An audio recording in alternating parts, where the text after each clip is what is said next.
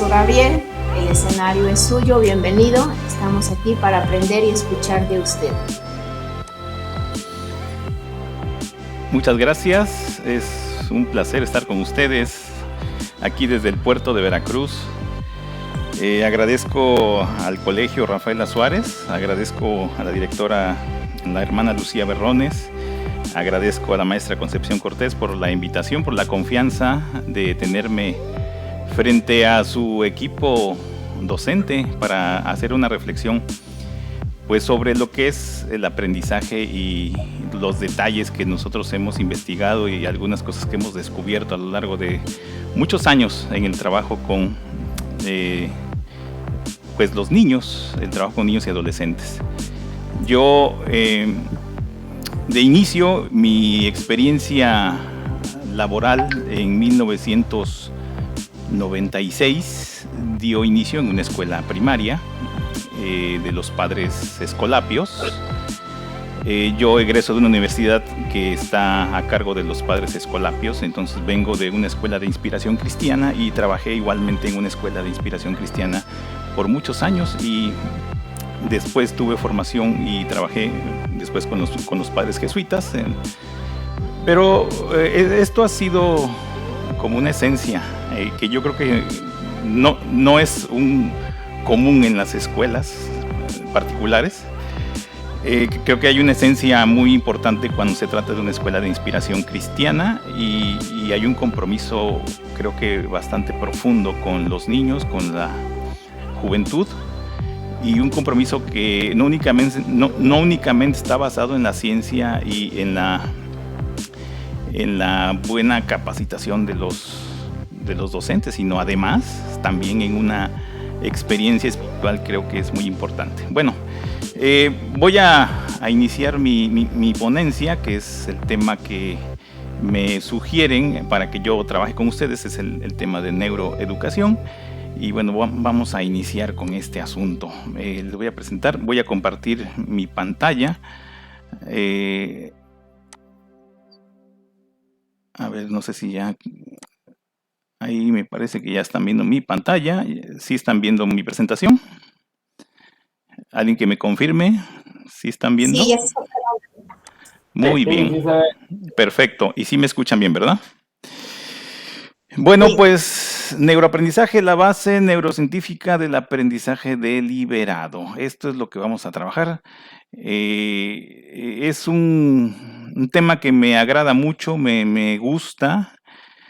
Sobre todo porque estamos dando mayor realce a un fenómeno que creo que se ha hecho a un lado, que es el neuroaprendizaje, porque cuando se ha trabajado de manera que ha entrado las neurociencias a los colegios y se ha trabajado de una manera directa con las neurociencias, ha sido desde el enfoque de la neurodidáctica. Y ha sido muy bueno, muy bueno. Pero la neurodidáctica se queda corta en algunas cosas que hoy les voy a explicar. Entonces vamos a iniciar, voy a iniciar con un encuadre. El objetivo de este webinar es el que está aquí plasmado. Dice: el participante al final del webinar reflexionará sobre los procesos cerebrales básicos por medio de los cuales se logra el aprendizaje. Entonces, ese es nuestro objetivo. La esencia del objetivo es reflexionar. Yo creo que eso es muy importante. Más que yo les enseñe, creo que más bien los quiero llevar a esta acción mental que es reflexionar sobre lo que se está haciendo a partir de los elementos que yo pueda brindarles a ustedes. Vamos a hablar de generalidades sobre el neuroaprendizaje, qué es aprender, las 3 unidades funcionales del cerebro que nos llevan al aprendizaje, el ciclo del aprendizaje, que es la parte esencial del procedimiento del aprendizaje, que al menos se ha considerado como el aprendizaje no inmediato, y algo muy importante, la base emocional del aprendizaje. Entonces, esos 5 puntos vamos a desarrollar a lo largo de este momento. Y yo les pregunto a ustedes, ¿cuántos de mis aprendizajes han sido rápidos, lentos, útiles, agradables, desagradables, con poco esfuerzo, con mucho esfuerzo, planeados, inmediatos, no inmediatos? Ustedes en su vida profesional, en su vida académica, en su vida en general, así como yo, hemos tenido diferentes aprendizajes, pero algunos han sido muy rápidos, algunos han sido lentos, algunos han sido bastante esfuerzo. Y creo que eso es muy importante considerarlo en nosotros, cómo hemos aprendido, cómo han sido nuestros aprendizajes, porque esencialmente es lo que hacemos en la vida. Desde que nacemos, desarrollamos todo un proceso de estar aprendiendo constantemente a lo largo de todos los años de nuestra vida. Llega el momento en que alguna persona tal vez deja de aprender, que es un gravísimo error. La vida debería ser siempre constante aprendizaje y sobre todo, como dice el subtítulo de la ponencia, el aprendizaje deliberado, el aprendizaje que yo quiero realizar, el aprendizaje que no me obliga a nadie a hacerlo, que yo quiero estar aprendiendo yo en un proceso tal vez de autodidacta, en un proceso posiblemente de inquietud, de intencionalidad, de querer seguir aprendiendo. Creo que esa es una parte que debería caracterizar pues al que se dedica a la enseñanza, a tener esa tendencia, esa actitud a querer aprender y tener muy bien desarrollado esa capacidad de aprendizaje deliberado. Eh, Como estudiante, usted, maestro, maestra, como estudiante, ¿ha sido de almacenamiento rápido y recuperación rápida?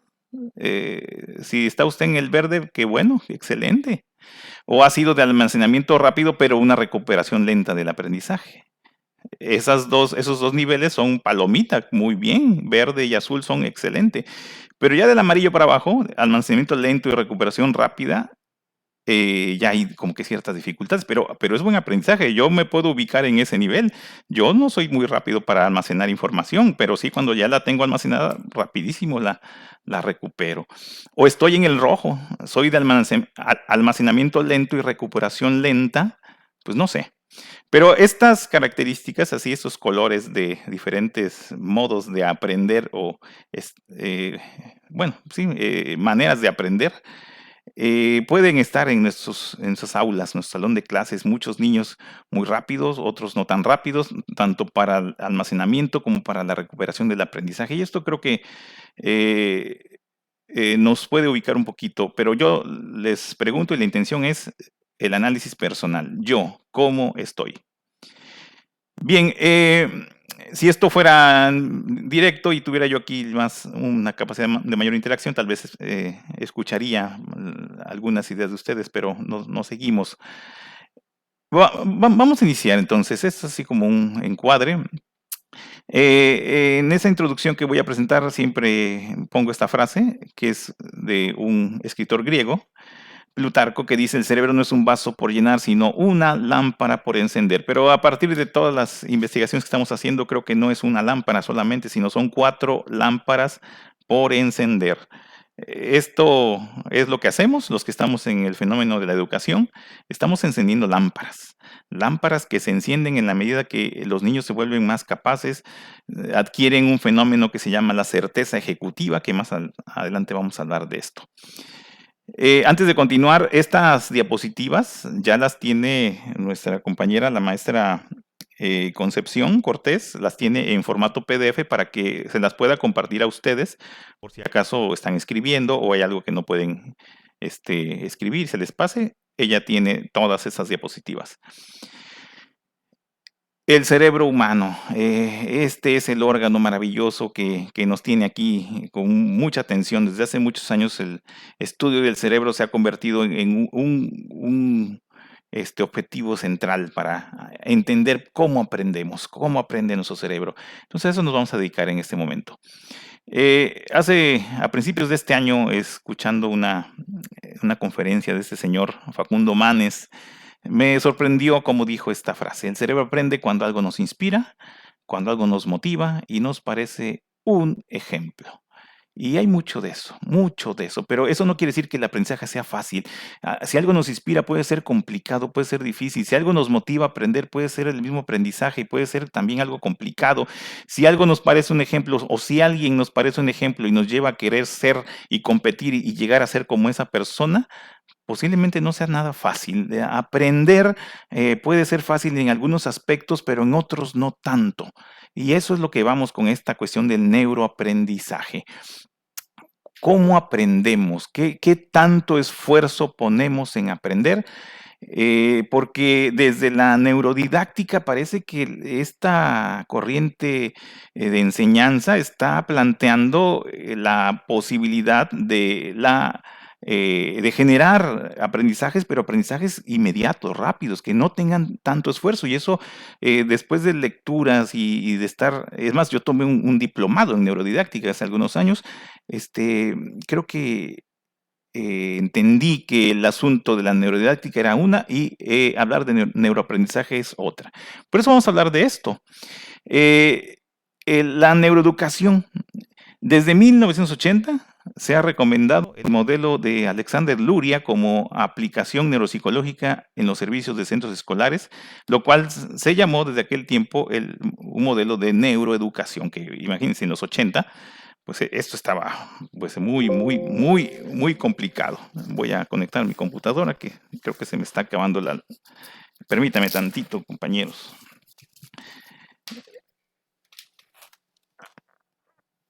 Ya les mandé el archivo, maestro, ya lo tienen. Gracias, Conchis. Muy bien. Pero esta cuestión de neuroeducación se divide en dos ramas, la neurodidáctica y el neuroaprendizaje. Entonces son dos cosas diferentes. Y voy a plantear algunos detalles. Yo sé que neurodidáctica es muy amplio, pero voy a plantear algunas ideas de este autor Guillén. En el 2016 publica un texto donde dice exactamente esto. El aprendizaje se da a la actividad del sistema de recompensa cerebral asociado a la dopamina. Dice también, la dopamina nos motiva de forma intrínseca. A nuestro cerebro le encanta la novedad. Despertar las emociones y la curiosidad genera mayor atención. Motivar a nuestros alumnos para que vivan experiencias gratificantes.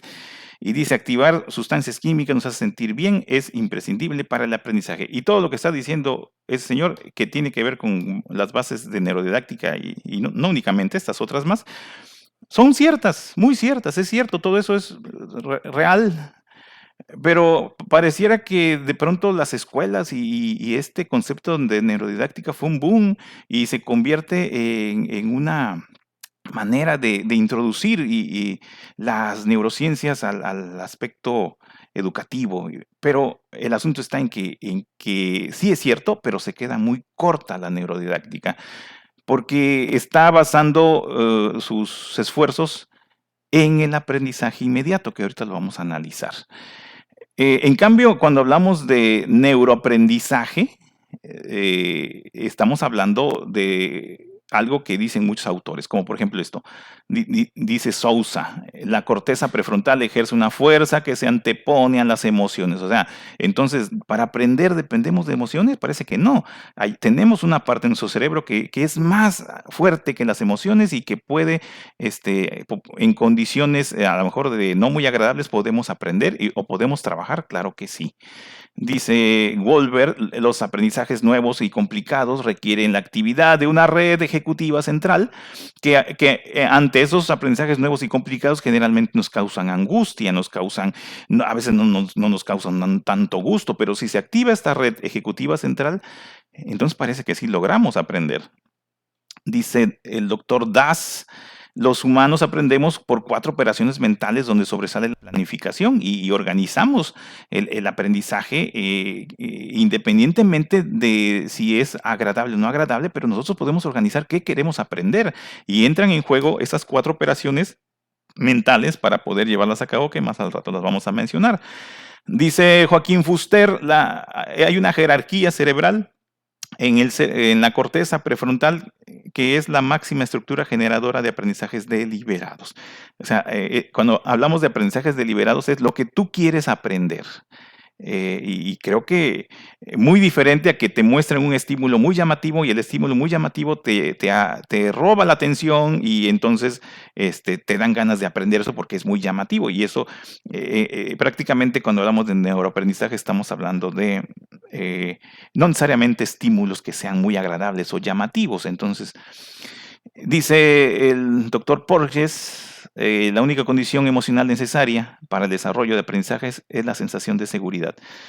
Esto porque la neurodidáctica siempre dijo que el niño tiene que estar en condiciones de diversión, en condiciones de novedad, en condiciones de aquello que le despierte el sistema de recompensa. Entonces parece que la neurodidáctica va hacia un enfoque donde las emociones positivas, alegría, diversión, tienen que estar ahí para que entonces se dé el aprendizaje. Y realmente no es así.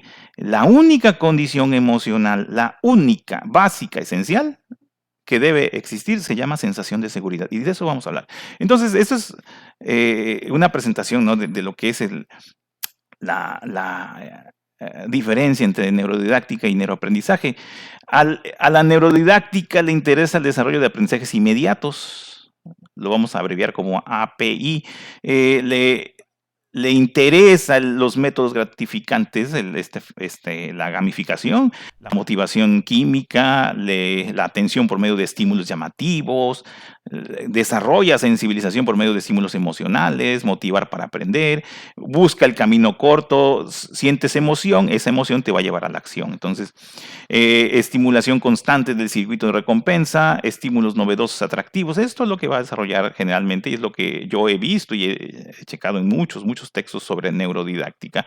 En cambio, cuando hablamos de neuroaprendizaje, estamos hablando de algo que dice que le interesa, primero que nada, desarrollar las etapas del cerebro. Esas etapas que vamos a mencionar más adelante. Cerebro corticalizado, el cerebro escolarizado, cerebro obligado, cerebro autorregulado. Desarrollar habilidades cognitivas esenciales, vínculos sociales, esfuerzo mental sostenido, sobre todo esto, el esfuerzo mental sostenido. Busca el camino largo, que es planeación-acción, no es como la emoción-acción, sino planeación-acción, y la planeación va a depender de la comprensión de un esfuerzo que está antes de la acción de una tarea. Va a buscar el desarrollo de la certeza ejecutiva, del autoconcepto positivo de ser estudiante, va a buscar el aprendizaje deliberado y va a centrar la motivación en el propio aprendizaje. Aquel que aprende y se da cuenta que aprende bien, eso le va a motivar a seguir aprendiendo.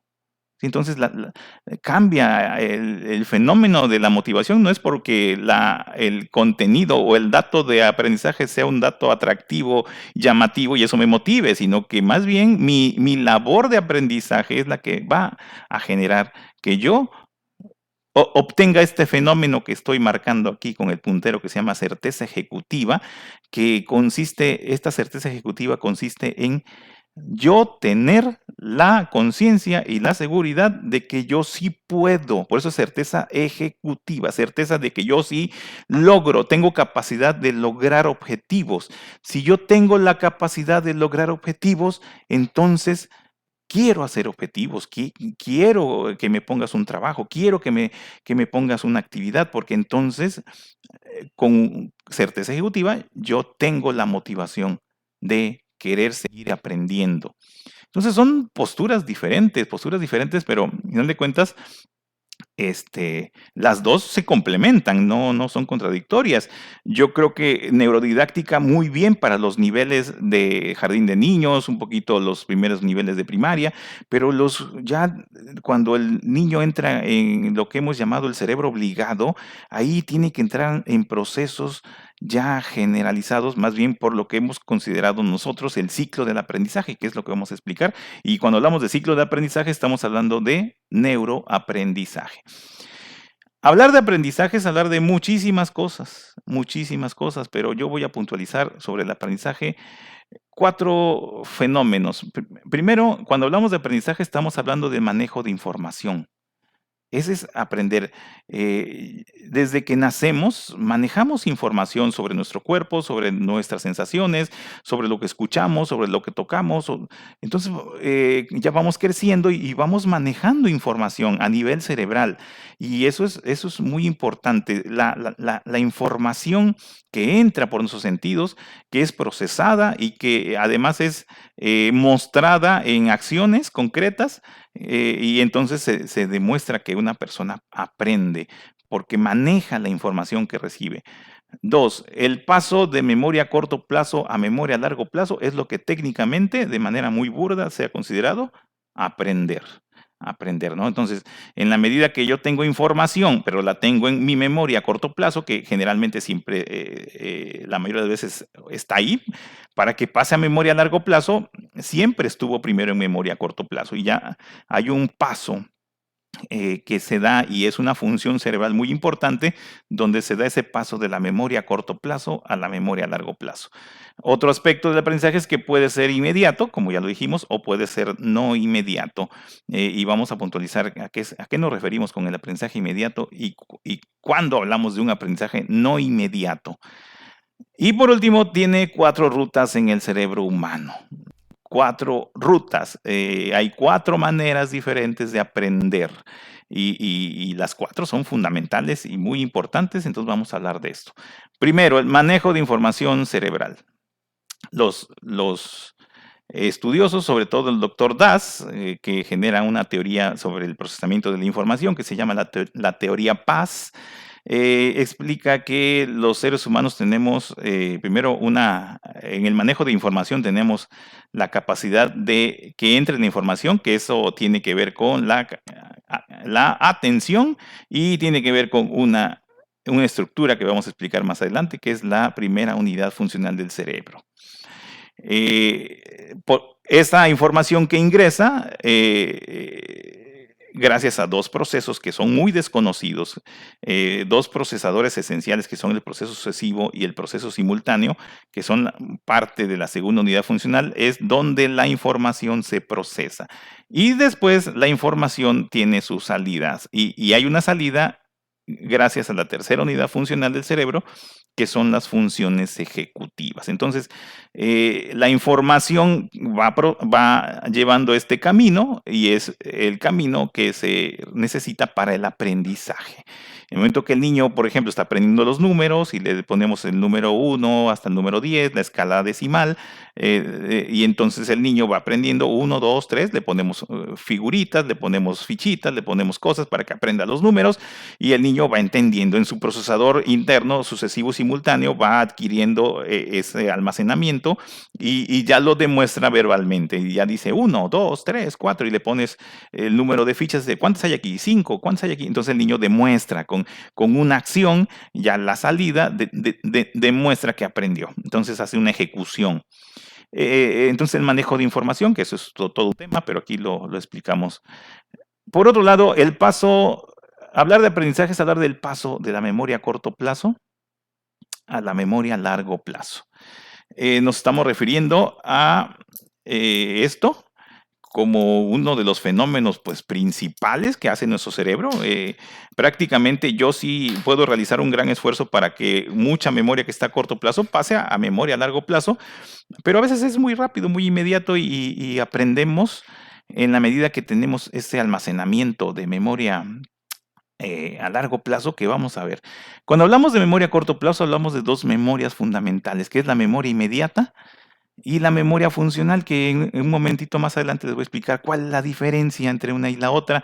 Dentro de memoria funcional tenemos a una memoria muy mencionada que se ha llamado de muchas maneras, pero esencialmente se llama memoria de trabajo.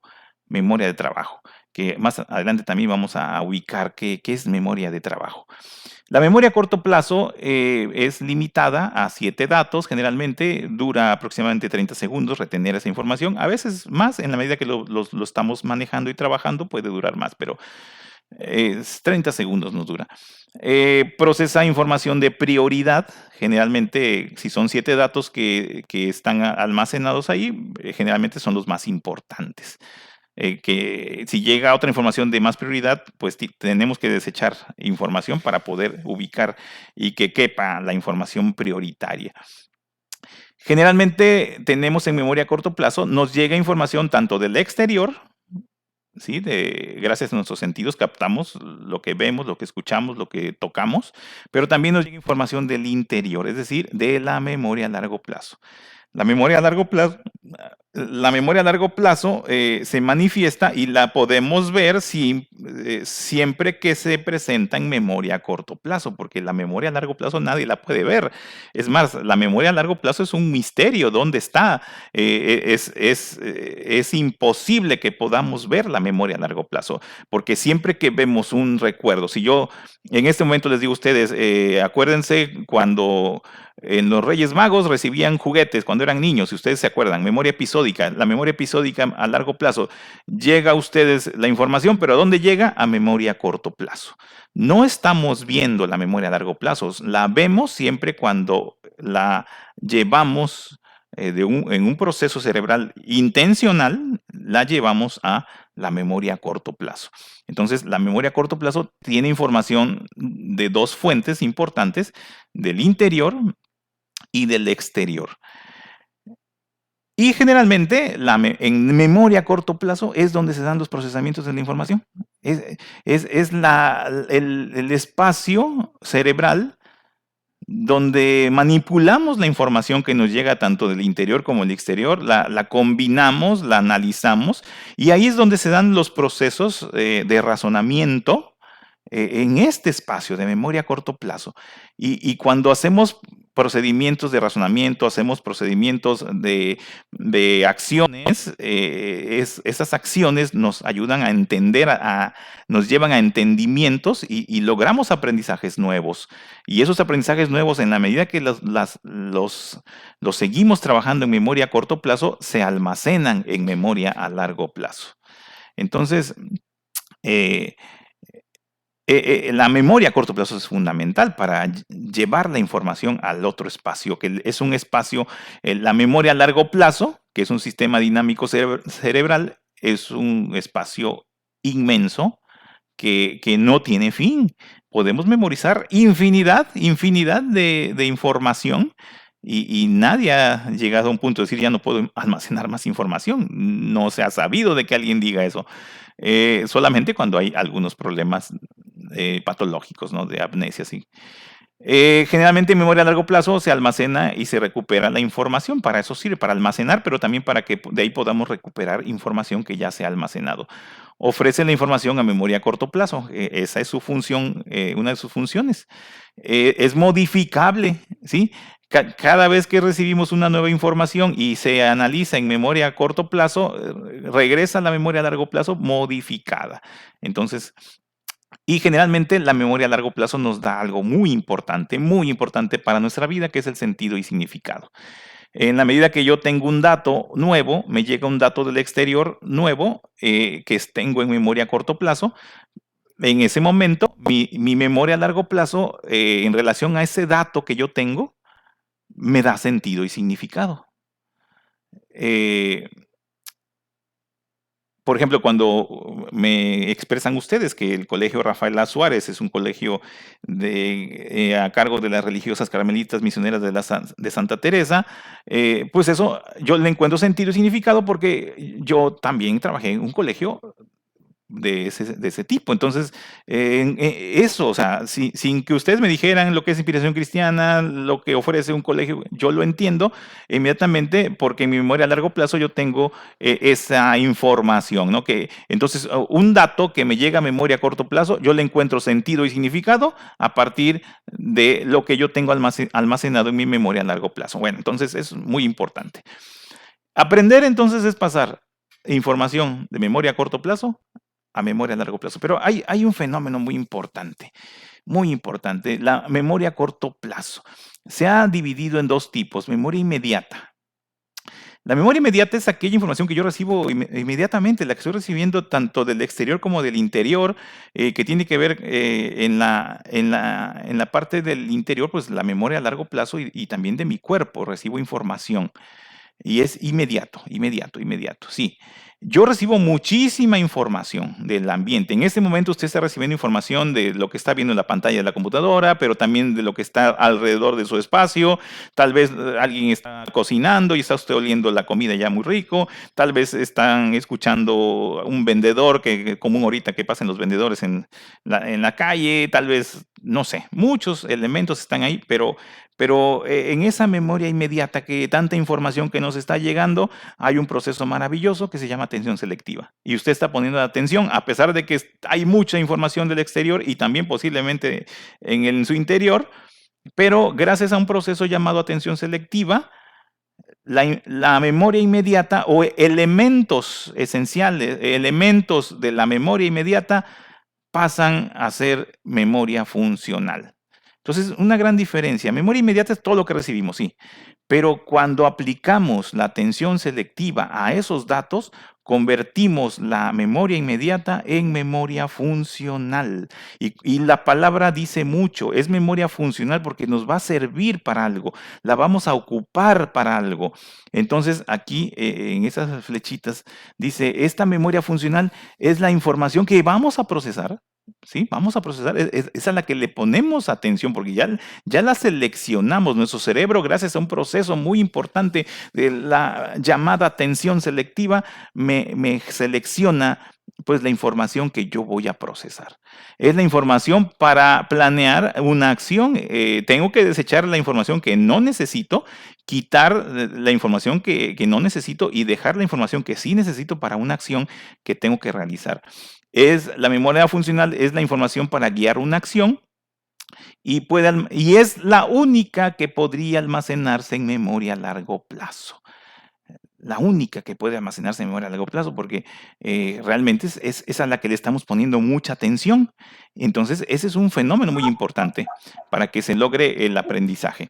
Bien, y en cuanto a memoria a largo plazo, nada más por tener ya el dato, porque el esquema ha cambiado. Antes era la memoria a largo plazo, era la declarativa, que era, bueno, la de arriba queda igual, declarativa, episódica y semántica, y luego se decía que aquí abajo estaba la procedimental.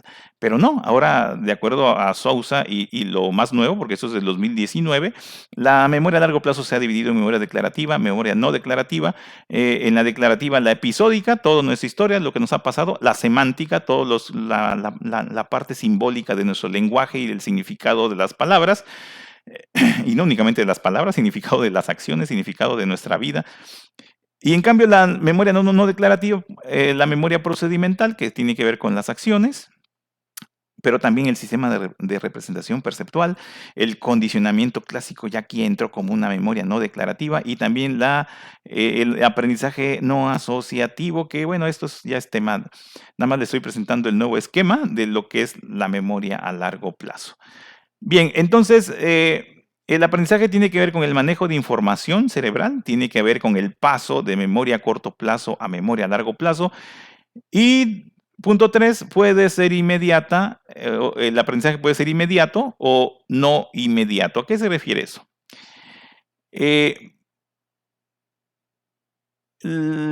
aprendizaje que es aprendizaje inmediato, ¿sí? El aprendizaje inmediato se genera si el dato que tengo frente a mí amenaza mi supervivencia, si despierta una emoción intensa, si tiene sentido, además tiene un elemento de fácilmente lo comprendo, o tiene significado, que es muy útil para mí. Ahí aprendo rapidísimo, rapidísimo. Y este tipo de aprendizaje, pues es el que yo estaba mencionando, que la neurodidáctica lo ha explotado mucho. En cambio, el aprendizaje no inmediato se genera si el dato es sometido a una tarea, que puede ser una tarea obligada, o una tarea por intencionalidad propia. Es decir, que alguien me diga, tienes que hacer esto, o yo quiero lograr algo, Entonces, es un aprendizaje que no es tan rápido, no es tan fácil, y que yo me someto a una tarea. Entonces, en este caso, la neurodidáctica tiene que ver con los aprendizajes inmediatos, le apuesta a eso, y el neuroaprendizaje le apuesta más al aprendizaje no inmediato. Hemos aprendido muchas cosas rapidísimo, sí, pero por esos elementos, tal vez porque han tenido que ver con una amenaza de mi supervivencia, porque me han despertado una emoción muy, muy fuerte, o porque la información que recibo tiene mucho sentido y mucho significado. Pero también he dedicado a lograr aprendizajes que han sido no rápidos, que han sido de una manera lenta, por ejemplo, yo como psicólogo, cuando aprendí a aplicar pruebas psicológicas, hay una prueba muy complicada que son las escalas Wessler, pues poco a poco lo vas haciendo, no lo aprendes, nada más lo ves y ya lo aprendiste, no, son esfuerzos, muchas de las tareas, muchos de los objetivos que realizamos a nivel académico, generalmente son aprendizajes no inmediatos, son aprendizajes lentos y generalmente son los más útiles, ¿no? Y por último, el aprendizaje tiene 4 rutas en el cerebro humano, 4 rutas importantes, que eso es lo que estamos nosotros desarrollando en otros webinars, que si ustedes vieron en la presentación de mi currículum, había unos webinars en relación a las rutas del aprendizaje. Aquí solamente voy a mencionarlo. Se refiere a los 4 cerebros que así hemos dicho y afirmamos que desde nuestro punto de vista y con intenciones educativas y terapéuticas hemos dividido el desarrollo cerebral en 4 cerebros. Y eso es una aportación que nosotros estamos haciendo. Pronto saldrá en una publicación esto. El primer cerebro que aprende es el corticalizado, que es el de los niños de 0 a 5 años y más adelante también, pero generalmente en esas edades. Es el cerebro que aprende fenómenos sensoriomotores, todo lo que tiene que ver con movimientos y sensaciones. El niño aprende a moverse, aprende a controlar su cuerpo. Y el nombre de corticalización viene porque muchos teóricos hablan de que el niño cuando nace trae alrededor de 31, 32 instintos que son instintos necesarios para la vida, pero esos instintos se tienen que ir eliminando y nos quedan unos pocos para ya toda la vida, pero esos instintos se van eliminando en la medida que el cerebro se corticaliza, es decir, que el cerebro se activa porque los instintos están en el tallo cerebral. El tallo cerebral, abajo del sistema límbico, es lo que nos activa la parte instintiva, pero el cerebro tiene que corticalizarse en el sentido de que tiene que comenzar una activación en la corteza cerebral para poder tener control. Entonces el niño va logrando corticalización y esa corticalización es control meramente sensorio-motor. ¿Sí? Basado en sensaciones y basado en el control de la motricidad. Aprendemos a movernos, controlar nuestro cuerpo y un elemento fundamental que tiene que ver con movernos y controlar nuestro cuerpo es el lenguaje. Aprendemos a hablar, aprendemos a expresarnos de manera lingüística porque estamos en un proceso de corticalización y aprendemos muchas cosas de colores, canciones.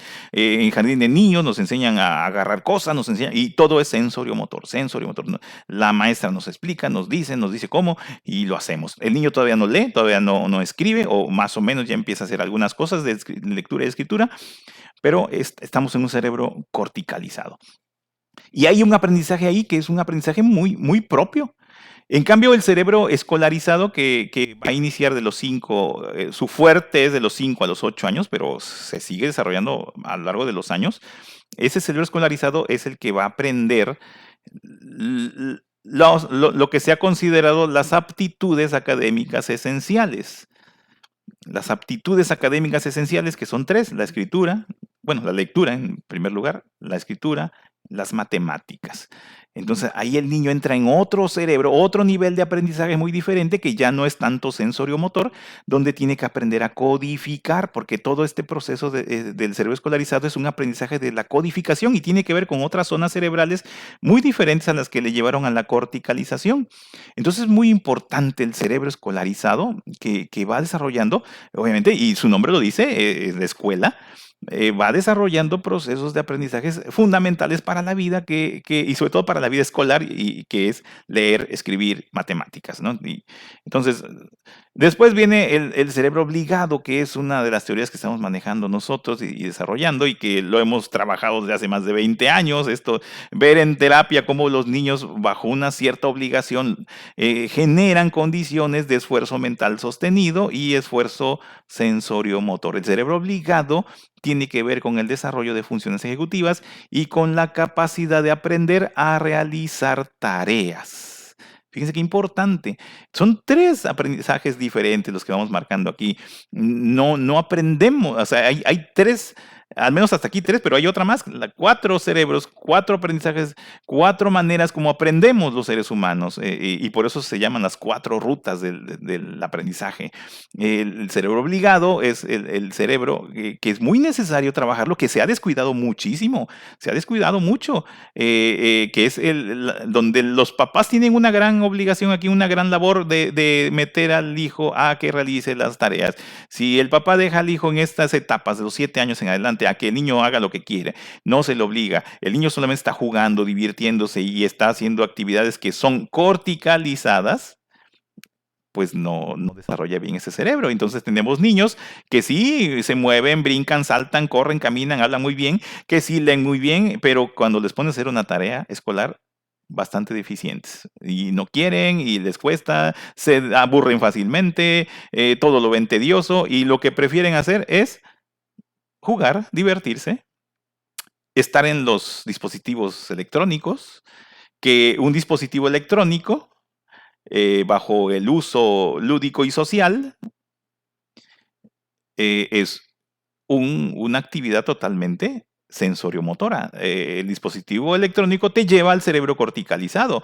Si un niño se pasa horas enteras, un adolescente de secundaria se pasa horas enteras frente a dispositivos electrónicos, no haciendo tarea, haciendo tarea que bueno, y porque esto de la tarea, pues a partir de la pandemia empezó a usarse el dispositivo electrónico para usos educativos, pero los estudios que se han hecho antes de la pandemia se decía que más del 90% de adolescentes, niños y adolescentes usaban dispositivos electrónicos para el uso lúdico y uso social. No para aprender. Hoy sí, porque se les ha obligado. Ahí está el cerebro obligado. El cerebro obligado que les mete a los niños de una manera a meterse a los dispositivos electrónicos para el aprendizaje. Pero bueno. Y por último, el cerebro autorregulado, que es la combinación de los tres primeros cerebros, pero con un matiz muy importante, que es la búsqueda de la autonomía. Aprendo a ser autónomo. Entonces, el aprendizaje de la autonomía es muy importante, de los 12 años en adelante.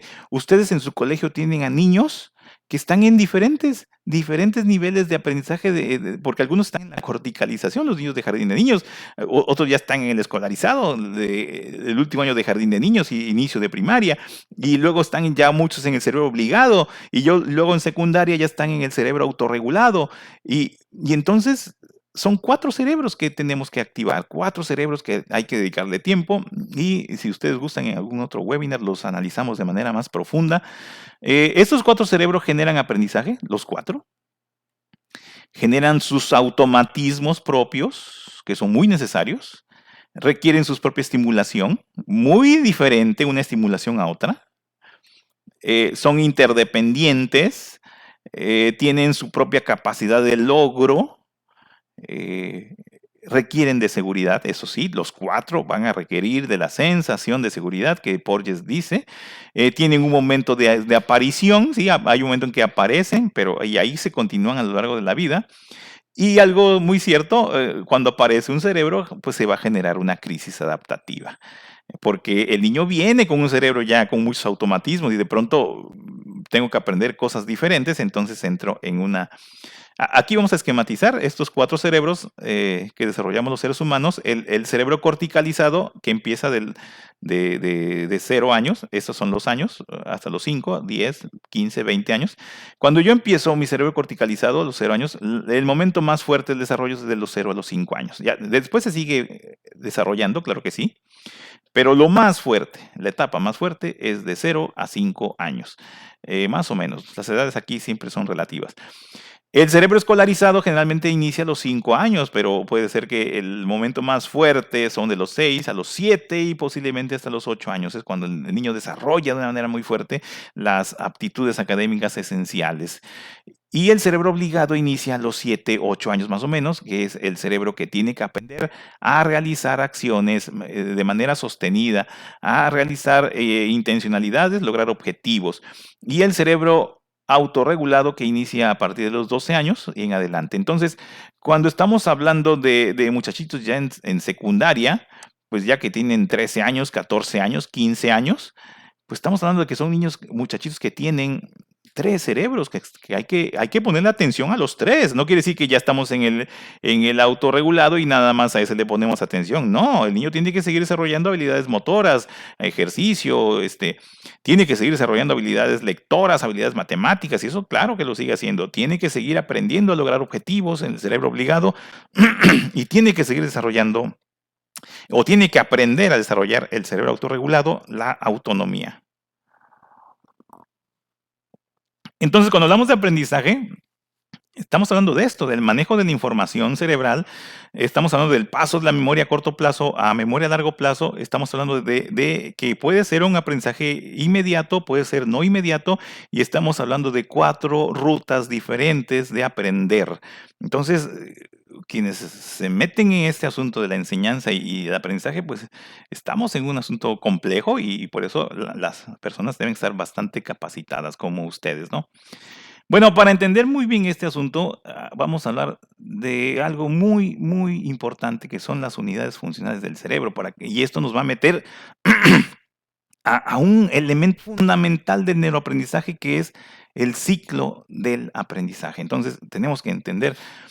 El señor Alexander Luria, que en el libro El cerebro en acción, plantea la base teórica de las 3 unidades funcionales. La primera unidad funcional tiene que ver con la regulación del tono cortical para enfocar y dirigir la atención. Segunda unidad funcional, análisis y síntesis de la información, que tiene que ver con el fenómeno llamado codificación.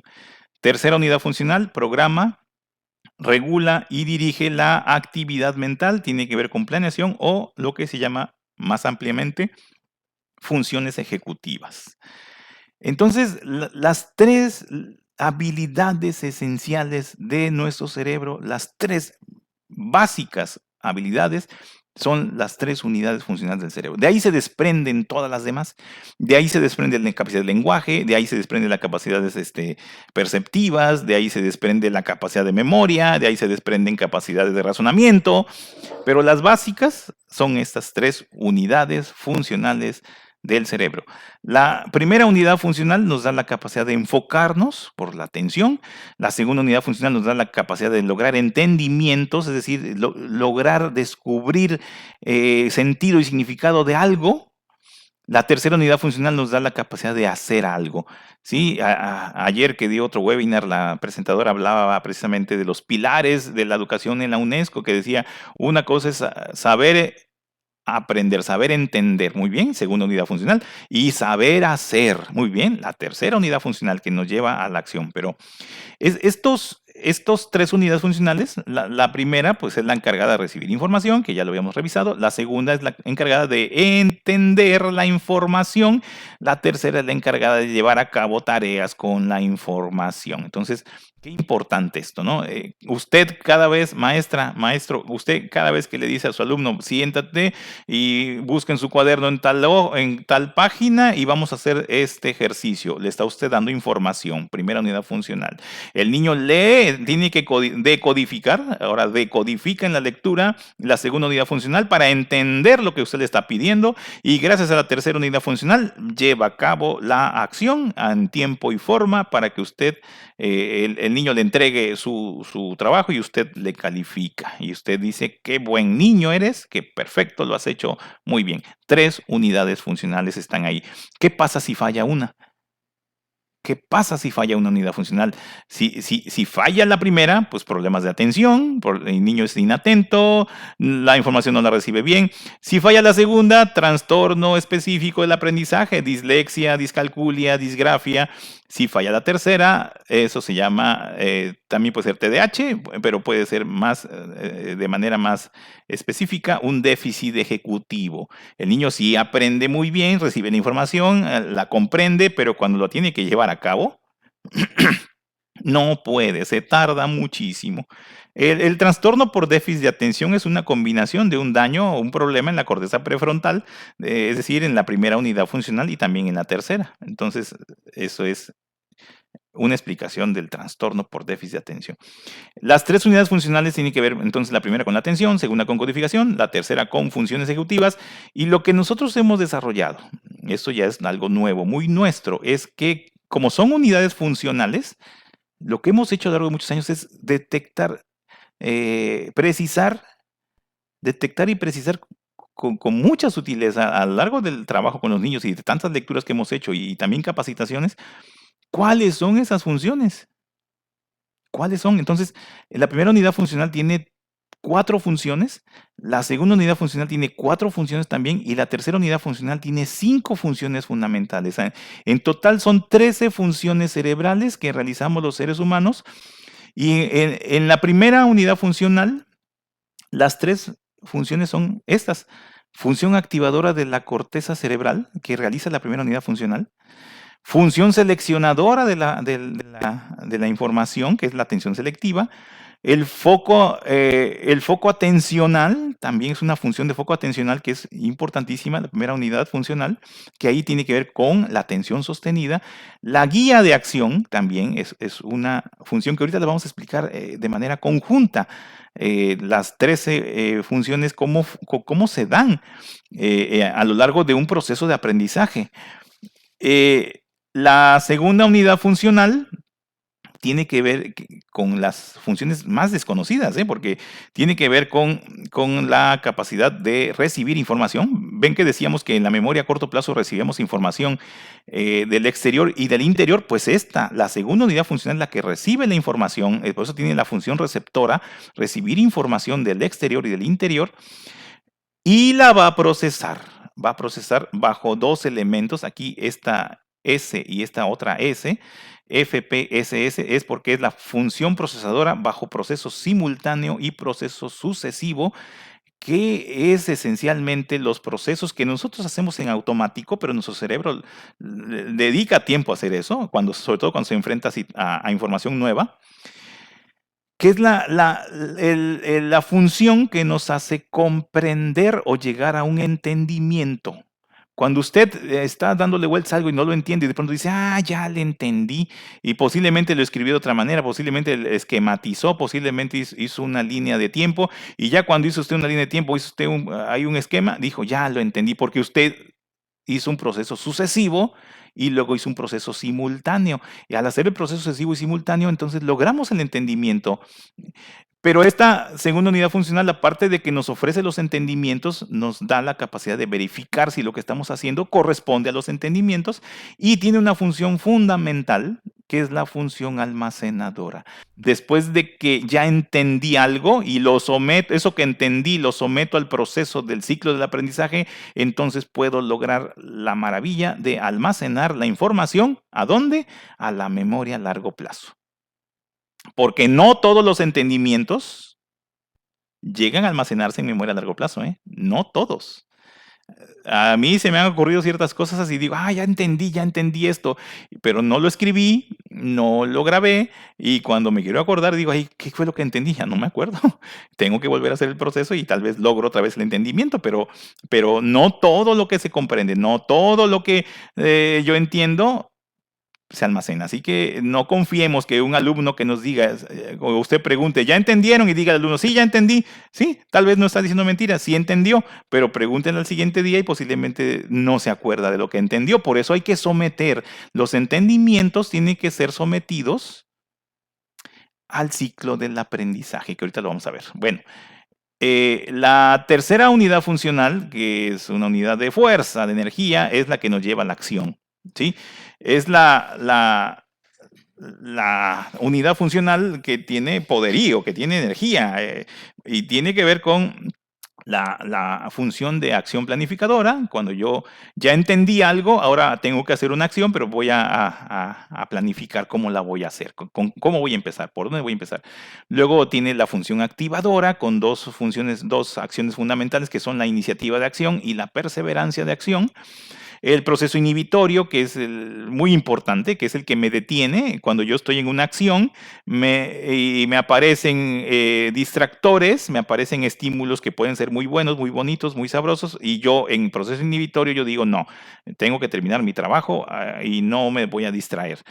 El proceso flexible adaptativo, muy importante. Cuando yo estoy en la acción, tal vez muchas cosas no van a salir como yo quiero, tal vez la información la tengo que modificar, tal vez mis procedimientos estos los tengo que modificar, entonces hago un proceso adaptativo para lograr el objetivo y tengo que tener flexibilidad en ese sentido.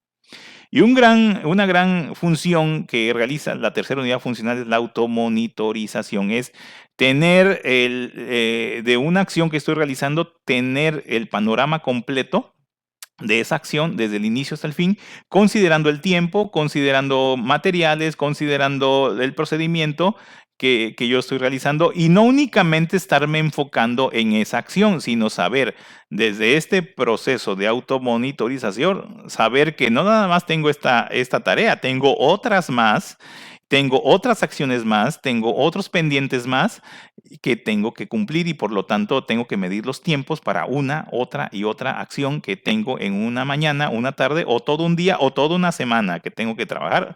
Entonces la automonitorización es esa gran capacidad que generalmente se desarrolla más en la adolescencia. Bueno, las funciones, 13 funciones esenciales que prácticamente nos van a llevar a un fenómeno que es el ciclo del aprendizaje. La primera unidad funcional y la tercera están ubicadas en la corteza prefrontal. Una más en la zona orbital, otra más en las zonas laterales, y la segunda unidad funcional ubicada en la corteza parietal, pero ocupa todas las zonas posteriores, el occipital, temporal, todas las zonas para nutrirse a la segunda unidad funcional. O sea, esta segunda unidad funcional tiene una gran cantidad de contenido, o podemos decir de volumen cerebral para su función. La tercera unidad y primera unidad funcional tienen la corteza prefrontal, también tiene la parte de la corteza premotora y obviamente la corteza motora como elementos fundamentales. Toda la corteza frontal, pero esencialmente la prefrontal son las donde están lo que se ha llamado las zonas de integración ejecutiva y zonas de la atención. Cuando hay un problema de inmadurez cerebral, cuando hay una hipoxia en el nacimiento de los niños, cuando hay esto que se llama técnicamente la encefalopatía hipóxica isquémica, se da generalmente un daño en la corteza prefrontal. Cuando ya tenemos alrededor de unos 60 años y si no hemos hecho actividades de aprendizaje constante y no nos hemos activado, lo que se empieza a afectar ya como una neuroerosión normal en el envejecimiento es la corteza prefrontal. Entonces aquí hay una cuestión muy interesante, porque esta corteza prefrontal es la última en madurarse. Generalmente a los 25, 30 años todavía esta corteza cerebral no se ha madurado completamente. Entonces, y supongamos que a los 30 años ya se maduró, ya bien madura, pero es la primera que empieza a deteriorarse a los 60 años, a veces hasta antes. Si alguien ha estado con una vida muy sedentaria, poco uso de su cerebro, el cerebro responde y empieza a tener ahí dificultades. Bueno, ese es otro asunto. Estas 3 unidades funcionales y las 13 funciones de nuestro cerebro que nos llevan al aprendizaje, pues van a generar lo que se llama este ciclo del aprendizaje. Ciclo. Pero antes de entrar al ciclo de aprendizaje, afirmamos lo siguiente. Todos los aprendizajes inmediatos están basados en la activación de la primera unidad funcional y la segunda, pero no la tercera. Tenía un caso hace unos meses, una maestra de primaria, me dice que su hijo es un muchachito muy destacado, al grado que está haciendo 2 carreras al mismo tiempo. Una carrera la está cursando en el Tecnológico de Ingeniería y otra carrera los fines de semana la está cursando, no sé de qué, creo que de sistemas computacionales, algo así. Y va muy bien, o sea, en las 2 carreras va muy bien, aprende rápido, tiene gran capacidad de aprendizaje rápido. Pero el inglés tiene grandes problemas en el inglés y la universidad le está exigiendo el inglés y el muchachito va muy mal y ya está frustrado y ya dice, no puedo y andaba en una condición bastante pues negativa y estresada. Cuando yo lo atiendo y analizo su caso, pues muchas cosas muy buenas en él, muchas cosas muy buenas, aprendizajes rápidos, Y me doy cuenta de algo, de que él es considerado como un niño pues de aprendizaje rapidísimo. No digo que es un genio, pero sí es un niño que aprende. Pero su aprendizaje está muy enfocado a las cuestiones técnicas, cuestiones más de ingeniería. Y entonces quiere decir que tiene un hemisferio derecho bastante desarrollado, muy bueno. Pero el lenguaje, como en este caso el inglés, pues su hemisferio izquierdo parece que no está tan desarrollado. Es más, su lenguaje normal en español le cuesta un poquito. No creen que es muy hábil en su lenguaje. Entonces, hay un desequilibrio. Y el asunto está en que él, la primera reflexión que yo hago con él es que todo lo que él ha aprendido, lo que hace muy rápido, se le llevó a generar automatismos y él se ha acostumbrado al aprendizaje rápido. Y entonces cuando se ha enfrentado al inglés y sabe que le cuesta trabajo y que no aprende tan rápido como debe ser y debe someter el inglés al ciclo del aprendizaje, es ahí donde se frustra porque no está acostumbrado a eso. No está acostumbrado. Entonces, lo que yo le dije es, bueno, ese es otro aprendizaje diferente, es muy diferente esto a lo que tú estás aprendiendo de manera muy rápida. Por lo tanto, en esos aprendizajes tienes que dedicarle mucho esfuerzo, más de lo que ocupas y cuando entendió eso, entonces dijo, entonces le voy a dedicar más tiempo a estudiar inglés. Y cuando le dedicó más tiempo, pues mejoró. Quería aprender inglés igual como aprende otras cosas, pero pues no. Entonces, ¿qué hizo? Metió la tercera unidad funcional, que es a lo que vamos. Eh, en los aprendizajes inmediatos, fíjense aquí, hay la presentación de un estímulo, que ya dijimos que puede ser datos de supervivencia, dato de extremo emocional, dato extremo llamativo que responde a mis impulsos, o es un dato necesariamente que es muy útil. Eso me genera motivación, emoción, me motiva a aprender. Entonces, el estímulo, la primera unidad funcional en la acción que activa la corteza cerebral, activación de corteza cerebral, va a activar una zona del cerebro que se llama el SARA, que está en el tallo cerebral, que es el sistema activador reticular ascendente. Sistema activador reticular ascendente. Eso, la primera unidad funcional se encarga de activar ese sistema. ¿Y qué activa el SARA? Memoria a largo plazo. El dato que está frente a mí tiene su referente en mi interior. Yo debo tener información sobre ese dato. Entonces, la primera unidad funcional me activa, gracias al SARA, memoria a largo plazo. Y esa memoria a largo plazo, ¿a dónde va a ir? La información va a ir a la segunda unidad funcional, a la función receptora. ¿Sí se acuerda? Fíjese en los colores. El color anaranjado es el color de la primera unidad funcional. El color morado, este es morado, es de la segunda unidad funcional. Y el verde es de la tercera unidad funcional. Los colores nos van a ayudar a ubicar cada función o a qué pertenece, ¿no? Y además aquí pongo antes, primera unidad funcional, segunda unidad funcional. Entonces, la segunda unidad funcional en su función receptora recibe datos del exterior y también datos del interior sobre lo que se está presentando en este caso. Pero como es una estimulación que tiene que ver con la emoción, se despiertan zonas subcorticales también, como la amígdala, el hipocampo, el hipotálamo, y eso genera que el aprendizaje sea inmediato, porque es algo que nos impacta, algo que nos, y no se nos va a olvidar. Y no siempre esos aprendizajes son positivos, a veces son muy negativos, muy feos. Y entonces la segunda unidad funcional, casi de manera inmediata, hace su función procesadora de la información, lo cual me llevaría a un entendimiento inmediato, lo cual pasaría la información a la primera unidad funcional, que es el foco atencional, y la función almacenadora. La segunda unidad funcional hace su función almacenadora. Y yo tengo en mi memoria a corto plazo, en mi foco atencional, tengo la información del entendimiento inmediato. Pero eso lo almacena rápido. No hubo en este proceso de aprendizaje inmediato, ese es el aprendizaje inmediato, no hubo ni el esfuerzo de la atención selectiva, no hubo intervención de la segunda unidad, de la tercera unidad funcional, sino que algo rapidísimo. Entonces, esos aprendizajes se dan en la vida y hay quien está muy capacitado para esto. Y a esto es a lo que le ha apostado la neurodidáctica. Pero en cambio, los aprendizajes no inmediatos requieren de la activación de las 3 unidades funcionales, tanto la primera, la segunda como la tercera unidad funcional. Y ahí es donde se da el ciclo del aprendizaje, que eso es lo que vamos a analizar en este momento. Voy a poner 3 ejemplos rápidos. Uno, el ejemplo de un niño, una niña que su maestro le pone 10 operaciones matemáticas que tiene que realizar. Entonces, en esas 10 operaciones matemáticas que tiene que realizar, ahí está, le estamos dando al niño lograr una tarea. Entonces, ahí ya empieza la tercera unidad funcional, ya está en verde aquí, la tercera unidad funcional, porque la tercera unidad funcional lo que hace es que le demos al niño una tarea y el niño genera la intencionalidad de realizar la tarea.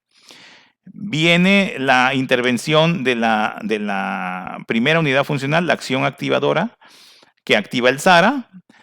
Como dijimos, el SARA va a activar memoria a largo plazo y esa información la va a mandar a la segunda unidad funcional, a la función receptora. La función receptora también recibe información de la tarea del exterior, la instrucción que le estoy dando, lo que el niño tiene frente a sí, lo va a analizar. Eso, fíjense bien, aquí arriba, MI, memoria inmediata. Esto tiene que ver con una memoria inmediata. Lo que le estoy presentando, la hoja que el niño tiene con las 20 operaciones matemáticas. Y eso tiene que ver con memoria a largo plazo. El niño, al momento que ve la información, dice, son sumas, estas son restas. ¿Por qué? Porque eso ya lo tiene almacenado. Muy bien. Viene un proceso fundamental, porque el SARA, cuando el SARA activa la memoria a largo plazo, es burda, activa mucha información y esa información llega aquí a la segunda unidad funcional. Y la primera unidad funcional de esa información que viene del exterior y que viene del interior tiene que hacer un proceso de selección y entra la función seleccionadora para que le quite a la segunda unidad funcional, le vamos a quitar lo que no sirve y vamos a dejar lo que sí sirve. Y entonces, ya que le quitamos lo que no sirve, gracias al proceso de la primera unidad funcional que hizo este proceso, entonces la segunda unidad funcional tiene la posibilidad de hacer el procesamiento sucesivo y simultáneo de la información que es importante. Cuando el niño ya entendió y dijo, ya entendí la suma, ya sé cómo son las restas, ya sé cómo se hace, muy bien, ya lo entendió. Eso ya se llama memoria funcional. Aquí ya estamos, cuando entra el proceso de atención selectiva, se convierte la memoria inmediata en memoria funcional. Y esa es la memoria, esa es la información que a mí me va a servir para el trabajo. Entonces, esta información que ya está comprendida pasa a la primera unidad funcional otra vez, ahora a la función del foco atencional. Y la función de foco atencional tiene una función excelentemente importante que es meternos y conectarnos con la tercera unidad funcional, que es la que va a ser la acción planificada. Va a planificar para que ya va a preparar la acción. Y esta flechita, esta conexión entre función foco atencional y la acción de planeación se llama memoria de trabajo.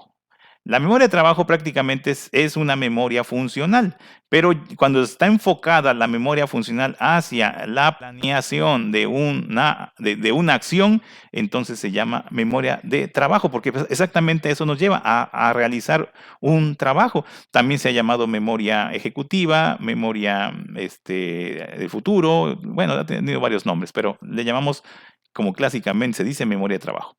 Ya que se organiza la acción, entonces viene el fenómeno de la iniciativa de acción, la fuerza de acción, la función de acción, la iniciativa de acción, y eso llevaría a el inicio de la ejecución. Cuando se inicia la ejecución, que el niño ya empieza a hacer sus operaciones matemáticas, entonces entra la primera unidad funcional con su guía de acción y la segunda unidad funcional con la verificación de la acción. Que la acción esté realizándose según lo que se comprendió en la segunda unidad funcional, en la función procesadora simultáneo y sucesivo. Entonces, fíjense lo que está haciendo nuestro cerebro, todo lo que está haciendo. Ya que se inició la ejecución, no nada más es iniciar, ahora es mantener la ejecución. Y cuando se mantiene la ejecución, Tal vez hay que entra la tercera unidad funcional con el proceso inhibitorio, el proceso de flexibilidad adaptativa, para que la ejecución se lleve a cabo según el plan. Que no haya distractores, que se lleve según lo que se comprendió, que se lleven los pasos que son correctos. Y la primera unidad funcional siga haciendo su función de guía de acción, la segunda unidad de verificación de la acción. Eso llevaría, cuando se mantiene la ejecución, esto lleva a un fenómeno. También la segunda unidad funcional recibe ahora la información de la ejecución de la tarea. Qué importante, porque la segunda unidad funcional está recibiendo la información de la tarea y en ese sentido aquí es donde se da el ciclo. Este es el ciclo del aprendizaje. En la medida que el niño sigue ejecutando la tarea la sigue haciendo, eso se va realizando el ciclo de aprendizaje. Bueno, se mantiene la ejecución, se da fin a la ejecución, la segunda unidad verifica y entonces el niño entrega su tarea y ya la maestra le puede calificar y puede decir, muy bien, perfecto. Y entra en juego también otro fenómeno, que es el fenómeno que tiene todo, que es la automonitorización. Hasta aquí estamos hablando de 1, 2, 3, 4 funciones de la primera unidad funcional, 1, 2, 3 funciones de la segunda y 1, 2, 3, 4 y esta automonitorización, 5 funciones, ahí están 12 funciones. Falta una, que ahorita la vamos a ver, que es cuando se da el ciclo del aprendizaje, que sería ya la función de almacenamiento. Bueno, en este ejemplo entonces en un niño que yo le pongo una tarea, este es un Tangram, es una de las partes de los ejercicios que hacemos para habilidades de atención, y al niño le digo, vas a realizar esto. Mira, le pongo las fichas, le pongo el estímulo, y entonces el niño va a realizar su ejecución. Yo le doy la tarea y le digo, ¿y sabes cuántos son? Son 28. Y dice, ¡ay, 28! Primer nivel, sí. Entra en juego todo esto, exactamente igualito, va a entrar en juego, va a seleccionar, va a hacer su atención selectiva, va a procesar la información, decir, bueno, sí, ya entendí, ya empieza la memoria funcional, prepara ya su foco atencional ya tiene la información, la tercera unidad funcional empieza a hacer su organización de planeación. Eso es memoria de trabajo, ya viene la iniciativa de acción, viene la perseverancia de acción, se inicia la ejecución, la primera unidad funcional y segunda hacen sus funciones de verificación, de guía de acción, se mantiene la ejecución, el niño lleva 1, lleva 2, lleva 20, son 28, entonces el niño va haciendo el mantenimiento de la ejecución, esto mantiene un ciclo de aprendizaje, lo cual lleva a la fin de la ejecución y el niño pues ya termina contento. Muy bien, y todo eso lo va automonitorizando, el niño va aprendiendo. Si una maestra de un colegio en Colima va a sorprender a su suegra y la quiere sorprender haciéndole una comida rica, invitó a comer a su suegra, y entonces la maestra de este lugar, de un colegio, que no quiero decir el nombre, pero quiere invitar a su suegra a comer, y es una señora que es bastante exigente, y entonces tiene una tarea que nadie le impuso, que ella dice, yo lo quiero hacer, yo quiero. Y también, aunque no hay una imposición, ¿no? Y entra en juego lo mismo, desde que ella dice, a ver, voy a hacerlo, muy bien, ahora, ¿qué le voy a hacer de comer? Memoria a largo plazo, ¿qué tengo? ¿Qué datos tengo ahí? ¿Qué le voy a hacer de comer? Bueno, cuando ella dice, voy a hacer algo que aprendí en Veracruz, arroz a la tumbada. Fui a Veracruz, tomé un curso y voy a hacer un arroz a la tumbada, muy veracruzano.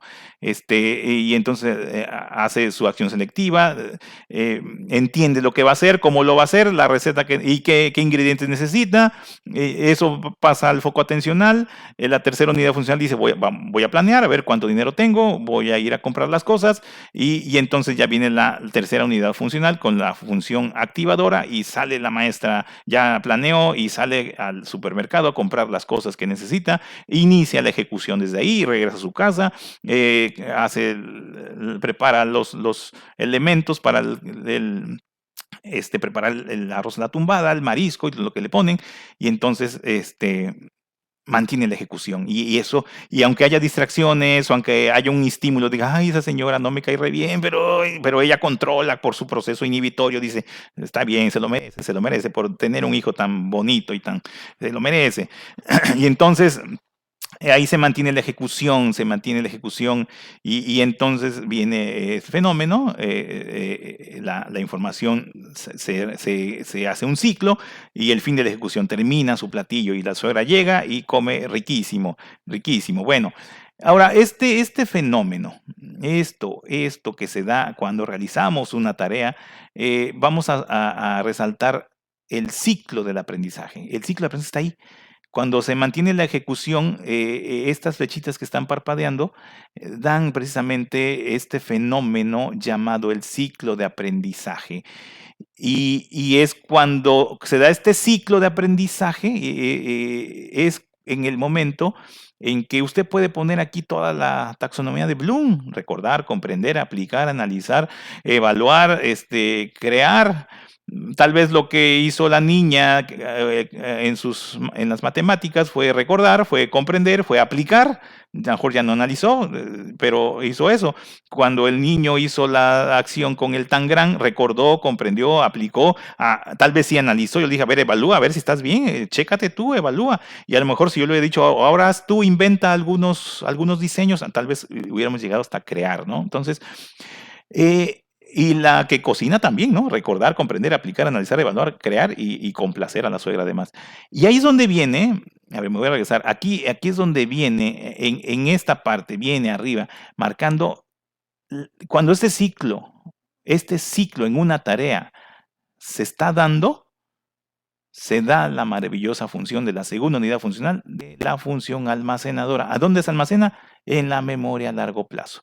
La maestra, que era la primera vez que hacía arroz a la tumbada, dijo, ay, me quedó riquísimo. Y la suegra dijo, eres la mujer ideal para mi hijo, porque haces guisas muy sabroso. Y posiblemente ella ya memorizó, ya a la segunda vez va a mejorarlo y posiblemente hasta va a crear, a lo mejor va a decir, bueno, vamos a ponerle otro elemento más y vamos a crear cosas nuevas. Y todo eso se va memorizando. En la acción memorizamos, pasamos a la memoria a largo plazo y obviamente generamos aprendizaje. Y para ese aprendizaje necesitamos las 3 unidades funcionales: el ciclo del aprendizaje, las funciones ejecutivas, sobre todo tercera unidad funcional, el esfuerzo mental sostenido, lo que se ha llamado la hiperfrontalidad, la red ejecutiva central y sobre todo la sensación de seguridad. Esto se da cuando se dan todos esos elementos. Entonces, a esto es a lo que le hemos llamado el ciclo del aprendizaje. Y esto es ciclo de aprendizaje, es lo que genera aprendizajes no inmediatos, donde intervienen las 3 unidades funcionales del cerebro y obviamente interviene la capacidad de esfuerzo. Aquí se vería de una manera gráfica la activación. Primera unidad funcional que activa el SARA que va a activar las zonas de la segunda unidad funcional, le da la información, la primera unidad funcional que hace la función de atención selectiva, la segunda unidad funcional que manda a la primera unidad funcional los entendimientos, la tercera unidad funcional que ya tiene los entendimientos, por memoria de trabajo se pasan los entendimientos a la tercera unidad funcional y esa tercera unidad funcional activa las zonas de acción, que son las premotoras y las motoras, para llevar a cabo una acción coordinada, planeada, para lograr un objetivo. Así se vería un cerebro, todo un cerebro en acción para lograr un objetivo. Entonces, qué importante. Importantísimo, el neuroaprendizaje está planteando esto. No apostamos o no se le apuesta a los aprendizajes inmediatos, sino a los aprendizajes que requieren esfuerzo. Por lo tanto, el ciclo de aprendizaje es un fenómeno cerebral dinámico, basado en el esfuerzo mental sostenido. Intervienen las 3 unidades funcionales del cerebro. La tercera unidad juega un papel fundamental, ¿ustedes lo vieron? La que estaba en verde. Funciona básicamente con memoria funcional. Requiere información tanto del exterior como del interior. Busca el logro de objetivos. Permite diferentes niveles de aprendizaje, ya sea a nivel corticalizado, aprendizaje escolarizado, el cerebro obligado o el autorregulado, y es para todo tipo de aprendizaje. ¿Sí? En educación física, en inglés, en matemáticas, en ciencias, en computación, en todo tipo de aprendizaje, siempre necesitamos el ciclo del aprendizaje. Este ciclo de aprendizaje, además, requiere de una red cerebral que es lo que establece la madurez o es una medida de madurez cerebral que se llama red ejecutiva central, que en otros webinars lo explicamos con más. Esa red ejecutiva central requiere de una activación eléctrica cerebral que se llama hiperfrontalidad, que es uno de los detalles que carecen los niños con déficit de atención. El niño con déficit de atención en la parte frontal tiene un cerebro más lento, por eso no logra hacer el ciclo de aprendizaje y por eso no logra entrar a la red ejecutiva central. Requiere de las 4 funciones de la primera unidad funcional, de las 4 funciones de la segunda y de las 5 funciones de la tercera unidad funcional. O sea, requiere de todo el cerebro. Requiere de madurez. De una madurez evolutiva que se va dando, obviamente. Requiere de la intencionalidad, que tú le des una orden al niño y el niño diga, sí, lo voy a hacer, genere su intencionalidad. Porque cuando un niño no quiere y hay que obligarlo, híjole, pues no hay intencionalidad. Requiere también un sistema nervioso autónomo, sistema nervioso autónomo estable, es decir, el ritmo cardíaco, respiración, un funcionamiento basado en calma, tranquilidad, buena respiración. Requiere conocimientos previos, obviamente, eso es muy importante, todo lo que tenemos en memoria a largo plazo, mientras más información tengamos a memoria a largo plazo es mejor. Y requiere de la sensación de seguridad, que a eso vamos y con eso vamos a concluir nuestro webinar. Cuando se da el ciclo de aprendizaje, eso va a desarrollar en la persona que realiza constantemente ciclos de aprendizaje. Lo primero que desarrolla es este fenómeno que ya les había mencionado, que es la certeza ejecutiva. La conciencia de que yo sí puedo. Miren, cuando yo iba a entrar a la secundaria, mi primo, que ya había cursado, un primo mayor que yo, decía que el álgebra y las matemáticas era lo más terrible que había, y él decía, es que es terrible, y yo veía y yo me angustiaba, ¿no? Cuando yo iba a entrar a la secundaria y en segundo de secundaria, que empiezo a tener las clases de álgebra, pues yo entré con miedo, porque veía yo a mi primo cómo sufría. Pero cuando yo empiezo a tener un buen maestro, muy buen maestro, y es muy exigente, eh, yo generé la certeza ejecutiva porque yo me di cuenta que sí podía. Entonces, cuando te das cuenta que sí puedes, pues, ¿qué quieres? Pues hacer más. Entonces, el ciclo de aprendizaje nos lleva a generar esa certeza ejecutiva. Nos genera, el ciclo de aprendizaje requiere de esfuerzo mental, pero al momento que se desarrolla el ciclo de aprendizaje, desarrollamos mayor capacidad de esfuerzo, esfuerzo mental sostenido y esfuerzo sensoriomotor. Es decir, necesita de eso, de ese esfuerzo, pero también el momento que se realiza, fortalece ese esfuerzo. Como también las 3 unidades funcionales del cerebro. Necesita de ellas, pero también al realizarse el ciclo de aprendizaje se desarrollan esas 3 unidades funcionales.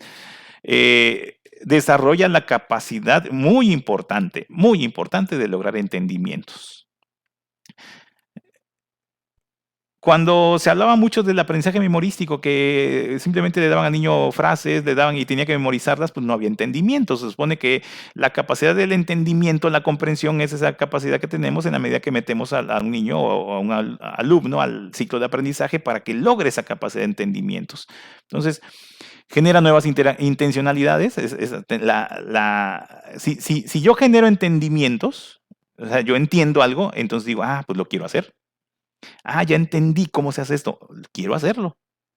Entonces, los entendimientos llevan en cerebros sanos, en personas que no tienen dificultades en funciones ejecutivas, porque hay personas que pueden entender mucho, pero no hacen nada.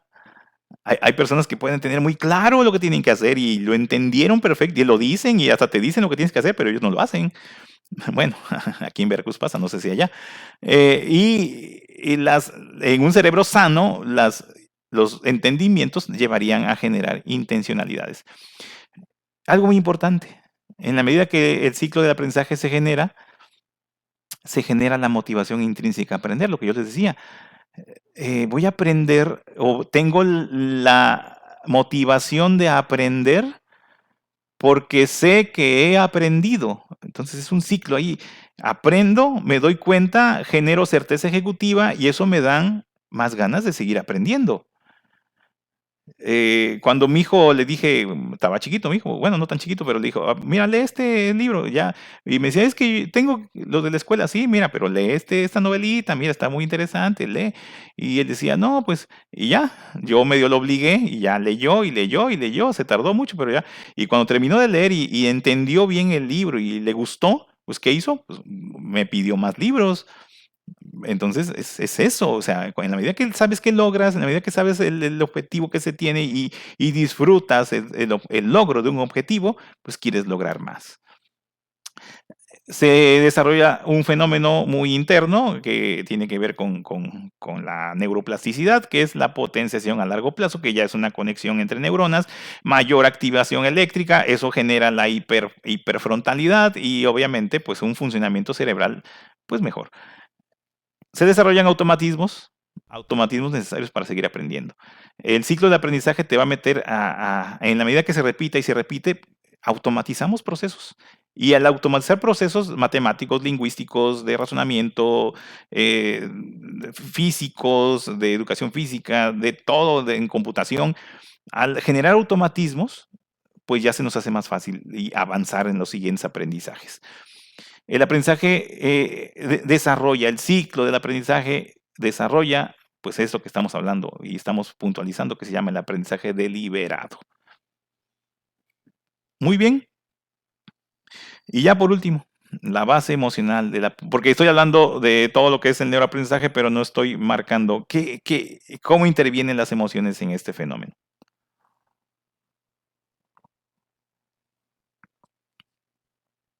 Las emociones tienen un efecto directo sobre el aprendizaje y la motivación, claro que sí, claro que sí.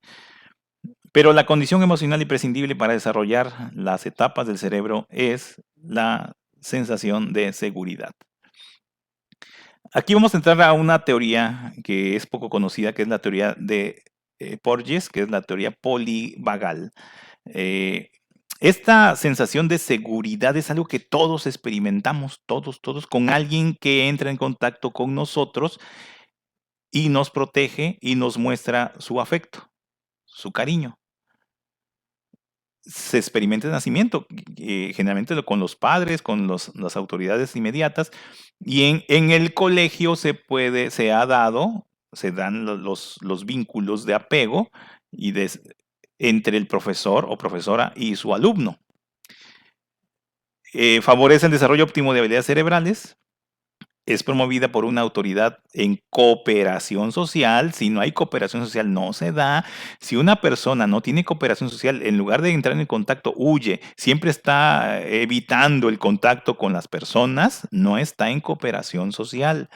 Aunque sepa mucho, aunque tenga mucha capacidad didáctica, aunque sea una maestra pero si no entra, no tiene la capacidad de entrar en contacto directo de manera social con sus alumnos, no va a generar esta sensación de seguridad. Esa sensación de seguridad va a ser afectada siempre ante la presencia de lo que se llaman amenazas, sean reales o sean imaginarias. Yo pierdo mi sensación de seguridad en la medida que recibo una amenaza, ¿no? Como ahorita todo este tiempo de pandemia con una amenaza latente, pues estamos estresados, claro que sí. Las amenazas activan las vías de ataque o huida o, que sería lo más peor, las vías de inmovilización. Entonces, en un salón de clases yo puedo tener alumnos que están en cooperación social y puedo tener alumnos que están en ataque y huida o alumnos que ya están en la inmovilización. Lo cual yo puedo rescatarlos, yo maestro, maestra, a los que están en ataque y huida, los puedo rescatar siempre y cuando entre yo en cooperación social con ellos. Y los que están en inmovilización, con ellos son los que más tenemos que trabajarle. Muchos niños pueden venir desde su casa con sus conflictos, con sus problemas, ya en una condición emocional de ataque y huida o de inmovilización. Y yo soy testigo, yo he escuchado, lo he visto, soy testigo de que muchos muchachitos que pueden estar en esas condiciones adquieren la seguridad y adquieren la capacidad de seguir adelante gracias a un maestro o maestra que se interesó en ellos y que generó en ellos la seguridad la sensación de seguridad. Entonces, qué importante. Qué importante esto, porque muchos muchachitos en sus lugares en su casa, pues vienen de hogares que, híjole, por eso los centros educativos como ustedes, Rafaela Suárez y muchos más, son una bendición para muchos. Y sobre todo porque desde el enfoque de la inspiración cristiana, creo que esto deberíamos de tenerlo, pero muy claro, muy claro. Dice aquí, su experiencia constante y duradera va a generar y desarrollar los procesos de autorregulación. Si alguien sabe regular sus emociones y su conducta es porque ha tenido a lo largo de mucho tiempo la presencia de la seguridad o la sensación de seguridad. Es la condición emocional imprescindible para el desarrollo de cada una de las rutas de aprendizaje del cerebro y para aprender. Necesitamos esto para aprender.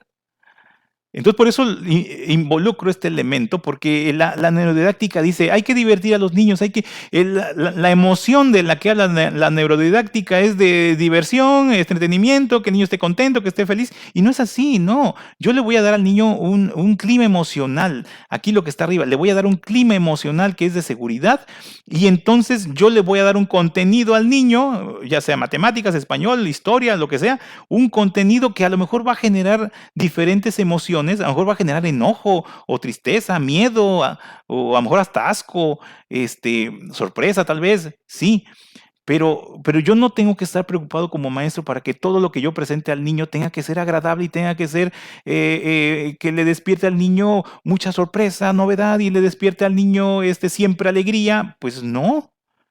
Yo creo que esa preocupación que el maestro tiene se le ha impuesto la neurodidáctica y sí, no está mal hacerlo, pero no centrarnos en eso. Porque yo sí he visto maestros hasta que casi se visten de payasos para decir, pero se viste de payaso, invierte tanto y a los 2, 3 días ya no es novedad para el niño, entonces ahora tiene que vestirse de astronauta, ahora tiene que vestirse. Y entonces, espérate, pero yo creo que emocionalmente al niño lo que hay que brindarle esencialmente es la sensación de seguridad, y no lo digo yo, lo dice Porges, y eso le da la capacidad de enfrentarse a las emociones que puede despertar el contenido, ya sea contenido por su esencia o por su cantidad. Porque el niño a lo mejor sí le gustan las matemáticas, pero dice, son 200 ejercicios. ¡Ay, 200, maestro! No. Bueno, una respuesta al contenido muy que no está aquí marcada es que puede estar en combinación con el enojo y tristeza, es el aburrimiento. Un niño que se aburre, yo entendí el aburrimiento de los niños cuando estaban trabajando.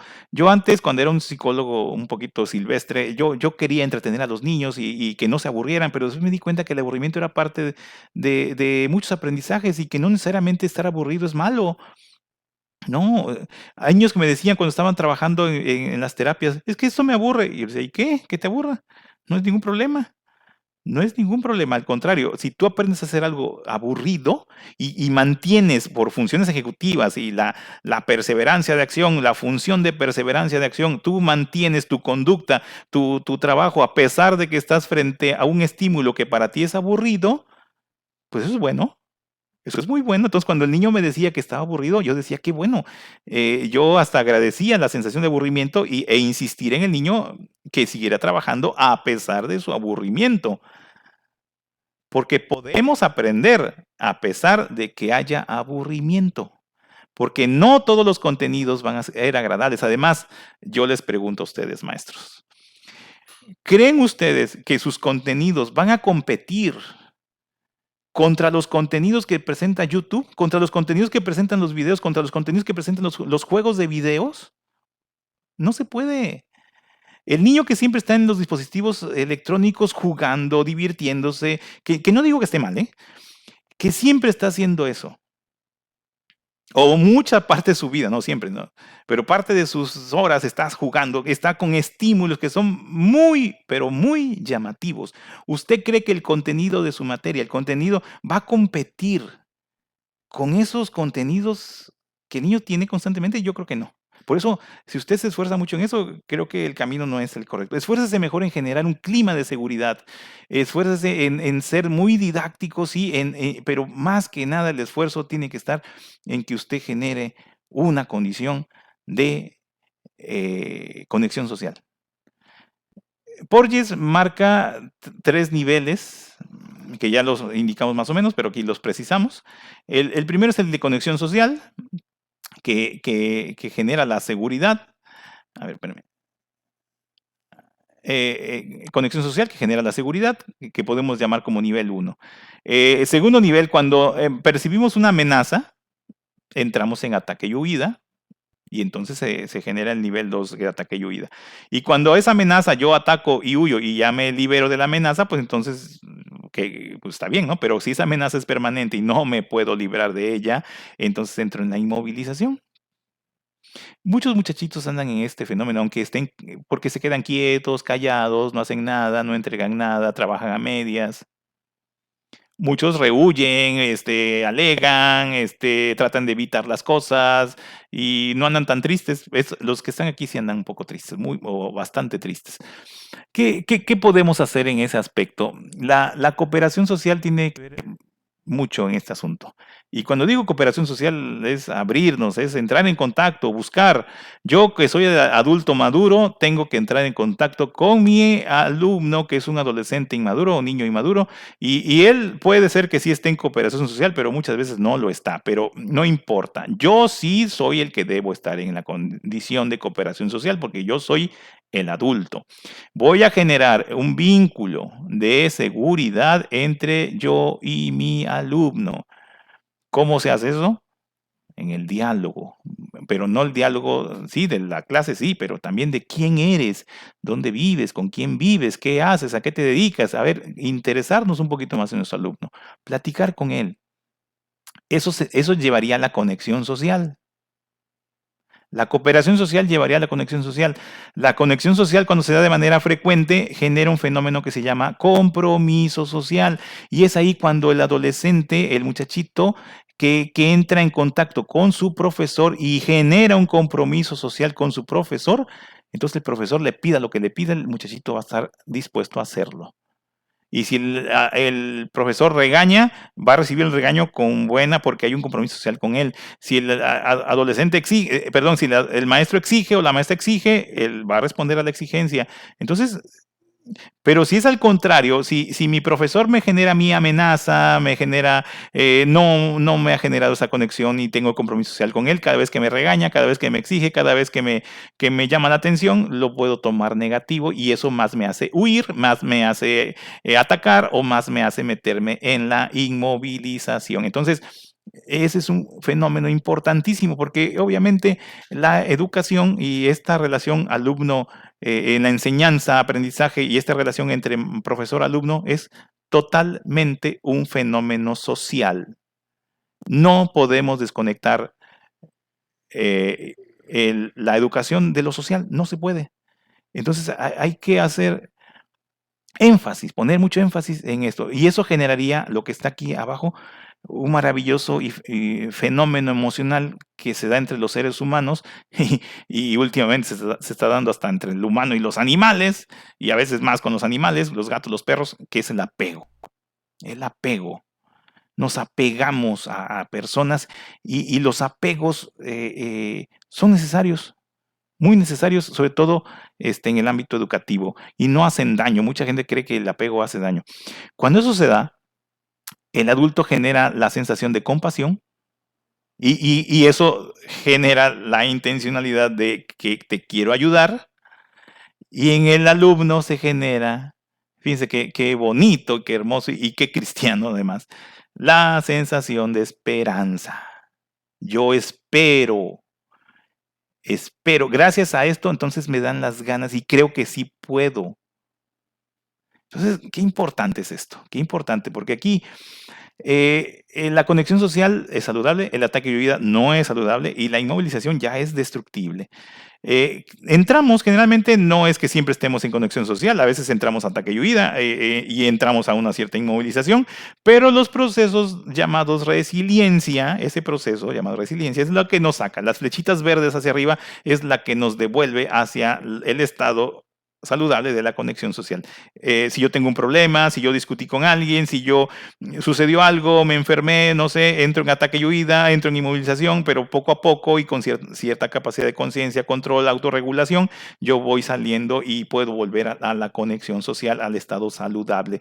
Hay gente que se queda atorada en uno de esos niveles bajos y son los que necesitan terapia después, mucha terapia. Si yo estoy en conexión social o mi alumno está en conexión social, tendemos a ser organizados, seguimos planes, nos generamos autocuidado, jugamos, entramos en actividades lúdicas, entramos en productividad, regulamos muchas cosas, conducta, emoción, gestionamos, buscamos, planeamos, organizamos y tendemos más capacidad de hacer respuestas organizadas. Entonces, qué importante es estar en conexión social. Quien está en ataque y huida, de entrada, está activado por adrenalina, eso genera alteración corporal, sistema nervioso autónomo, tiene dificultades en la concentración, un freno a seguir, eso ya le genera un freno a seguir, entonces le cuesta trabajo al muchachito, o a usted, o a su esposo, o a su mamá, si está en esa condición, pues a veces ya no dan ganas de seguir haciendo las cosas. Hay dificultades en la memoria, irritabilidad, actitud negativista. Y si estoy en el profundo, en el hoyo de la inmovilización, pues se genera cortisol. Y el cortisol es el estrés de tercer nivel.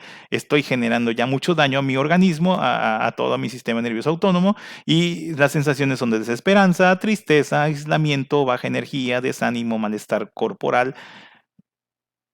Y esto lleva a la depresión, Entonces, maestros, maestras, dice Porges, en nuestra agenda personal, y yo pongo ahí entre paréntesis profesional, debe enfocarse en hacer que las personas se sientan a salvo. Se sientan a salvo. Con seguridad. Venimos al mundo configurados para conectar de por vida. No por un ratito, de por vida para la búsqueda de la seguridad en las relaciones con los demás.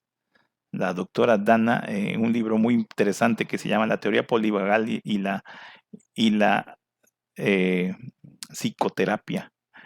Pues muy bien, maestros, vamos a terminar ya las conclusiones que tengo aquí. Creo que me alargué un poquito, esto es rápido, ya nada más menciono, espero que esto sirva mucho para lo que están ustedes haciendo. Dice aquí la primera conclusión, los aprendizajes sólidos y útiles son los que vienen del ciclo del aprendizaje. Existe una gran diferencia entre el aprendizaje inmediato y el aprendizaje no inmediato. Un centro educativo debe procurar esa transición entre el aprendizaje inmediato y el aprendizaje no inmediato. Estamos generando ciertas propuestas, ahorita no las tenemos bien a la mano, pero las estamos generando de cómo pasar, porque sí es importante, el aprendizaje inmediato sí es importante, no digo que no, pero uno de los criterios es que, bueno, jardín de niños, ahora te debe ocupar más eso, un poquito primeros niveles de primaria, pero ya después tenemos que ir más al ciclo de aprendizaje, más a centrarnos a aprendizajes no inmediatos. También en una clase, posiblemente yo empiezo mi clase tal vez con apostándole al aprendizaje inmediato, pero en el transcurso de mi clase voy cambiando, ¿no? A generar ciclos de aprendizaje. Podemos combinar, ¿no? Entonces, pero eso es algo que todavía no lo tenemos ahí. Los niños y adolescentes acostumbrados a generar aprendizajes inmediatos tienen mayor nivel de frustración y abandono ante tareas esforzadas. Yo he visto casos de muchachitos que son muy capaces, que aprenden muy rápido, que te dicen y te hablan muy bien, pero no realizan muchas cosas en su vida. Las etapas del cerebro obligado juega un papel fundamental en el desarrollo de la conducta del ciclo de aprendizaje. Acuérdense del cerebro obligado, es después de los 7 años, 8 años, se le obliga al niño, se le mete a obligaciones, generar funciones ejecutivas y entra exactamente a este fenómeno llamado ciclo del aprendizaje.